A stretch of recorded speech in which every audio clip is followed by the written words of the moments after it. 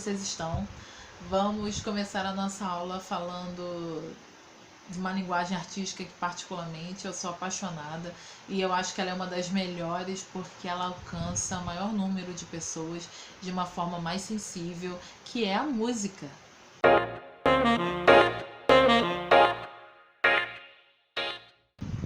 Nas minhas buscas incessantes aí por ouvir música de qualidade na internet, eu encontrei um cantor paquistanês chamado Dimash.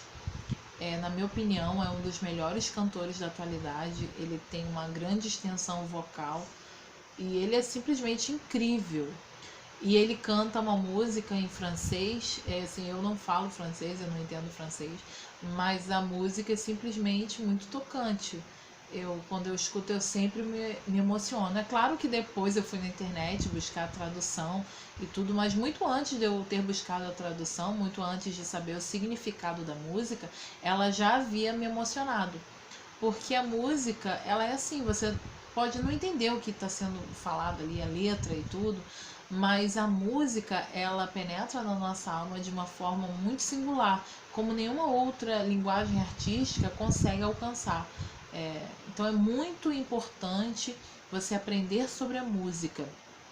E o que eu falo para os meus alunos em relação à música, tem muitos alunos que me questionam a respeito do funk, por exemplo. Professora, funk é música, enfim.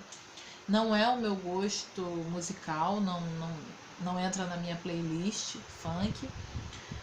Mas eu respeito aquele que escuta, porque o funk, embora, na minha opinião, ele não seja arte, ele é uma expressão cultural, ele fala da cultura de um povo. Então nós temos que respeitar e também temos que respeitar o gosto individual, né? Cada um pode gostar da música que melhor lhe for atraente. Mas eu falo a respeito de repertório musical. Tá? É muito importante que você tenha um repertório musical ampliado. Professor, eu posso ouvir funk? Pode. Mas você vai ouvir só isso. Você tem que ouvir outras coisas. Eu tenho aluno, por exemplo, que fala que, professor, eu não gosto de jazz. Mas quando eu questiono, qual música de jazz que você ouviu e não gostou? Não sei, nunca ouvi. Então, como que você não gosta de algo que você desconhece? Então, para eu não gostar de música, eu preciso primeiro ter escutado. Então, o que eu vou fazer? Eu vou me oportunizar a ouvir diferentes estilos musicais e depois é claro que eu vou ter as minhas preferências, né? Vai ter alguma que eu vá gostar mais do que outra, mas é muito importante que você amplie o seu repertório, que você tenha um conhecimento vasto a respeito dos estilos musicais, instrumentos musicais, porque isso agrega no teu conhecimento.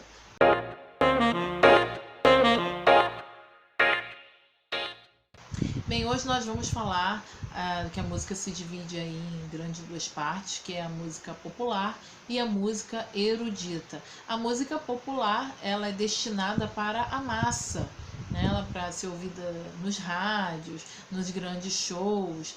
Enfim, é aquela música que vende, né? A música comercial, como o próprio funk, e ela também tem uma questão muito folclórica, né? Por exemplo, aqui no Rio, a música popular é uma. Se você for a Santa Catarina, possivelmente em alguns lugares eles nunca tenham ouvido funk, mas com certeza ouvem a música cultural de lá. E a música popular, ela é destinada à massa e ela carrega consigo esse peso cultural regional. Já a música erudita, ela requer um vasto conhecimento técnico. Tá? Diferente da música popular, na música erudita dificilmente você vai ver a improvisação. Tá? É comum um artista popular, às vezes tocando num barzinho lá, ele pega o violão e toca música, mas não entende nada de partitura. O cara aprendeu a tocar música por ouvido, às vezes, só de ouvir ele consegue tirar a nota, mas quando você pergunta qual nota que você fez, você consegue fazer a partitura e tudo, e ele não consegue. Tá? porque ele não tem conhecimento técnico.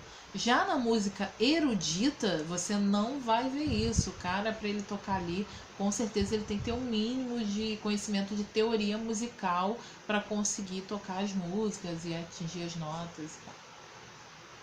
Nós temos que parar com esse preconceito de achar que a música clássica, ou erudita, né? Porque popularmente a música erudita é conhecida como música clássica, de que ela é ruim.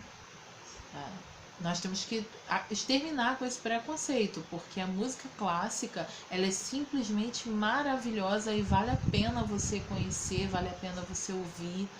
Eu, por exemplo, quando eu vou produzir minhas obras de arte, eu gosto muito de ouvir música clássica, pois ela me deixa mais perto da inspiração que eu quero alcançar. Então, o meu conselho para vocês, assim, vai produzir arte? Vou fazer aqui um trabalho que a professora de arte pediu para eu fazer. Experimente fazer ouvindo música clássica.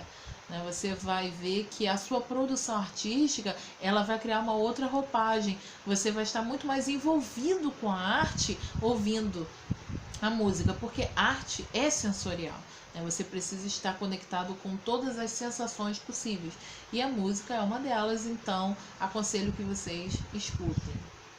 Vamos falar também hoje a respeito das cores. Não tem como falar de arte se nós não falarmos de cor. Afinal, a cor está em todos os lugares que nós vemos, que nós estamos. Nós vestimos cor, nós usamos cor. Então, é fundamental o estudo das teorias das cores.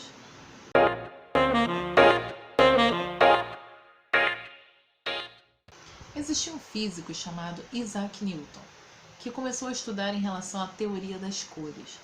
Ele projetou sobre um prisma um feixe de luz, saindo assim um espectro, que é um raio de 7 cores, que são as cores do arco-íris. Sendo assim, ele chegou à conclusão que seria através da luz que nós conseguimos ver todas as cores. Cor-luz são essas que nós conseguimos ver através do efeito da luz sobre os objetos. E a cor pigmento são as cores feitas de maneira industrializada, como a tinta que você compra na loja para fazer a sua pintura. Ampliando o nosso conhecimento sobre a teoria das cores, vamos falar dos conceitos básicos do sistema de cor.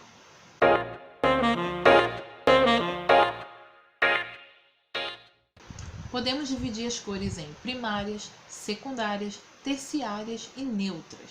As cores primárias são aquelas puras, sem misturas, que nós não conseguimos através de nenhuma outra mistura de cor, que são o azul, o amarelo e o vermelho. Essas são as cores primárias. As cores secundárias, elas surgem da mistura de duas cores primárias. Por exemplo, se eu misturar o azul com o amarelo, vou obter o verde. Se eu misturar o vermelho e o amarelo, vou obter o laranja. Se eu misturar o azul com o vermelho, vou obter o roxo.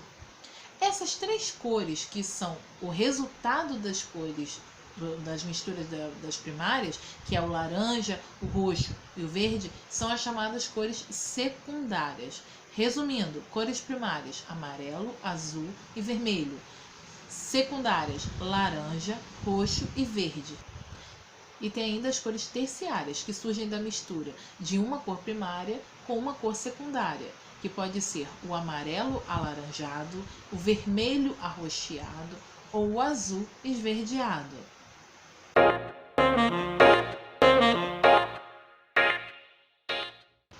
As cores que nos proporcionam sensações de frio e de tristeza são chamadas cores frias. É o caso do azul, do verde, do roxo.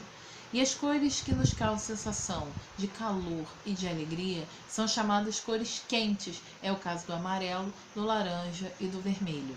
E tem ainda as cores neutras, que é o preto e todas as suas nuances até chegar ao branco. Para ampliarmos o nosso conhecimento sobre a teoria das cores e o efeito de luz e sombra, é muito importante que a gente fale sobre o período barroco. É um movimento que surgiu na Itália no final do século XVI, onde os artistas trabalhavam muito com o efeito de luz e sombra.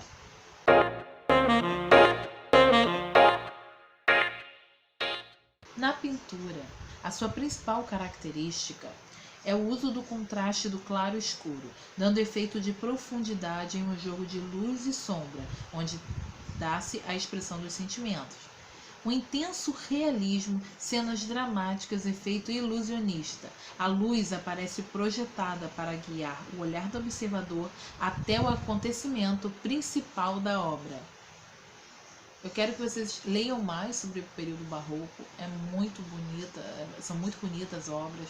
É muito importante a gente falar sobre esse período tão importante na história da arte.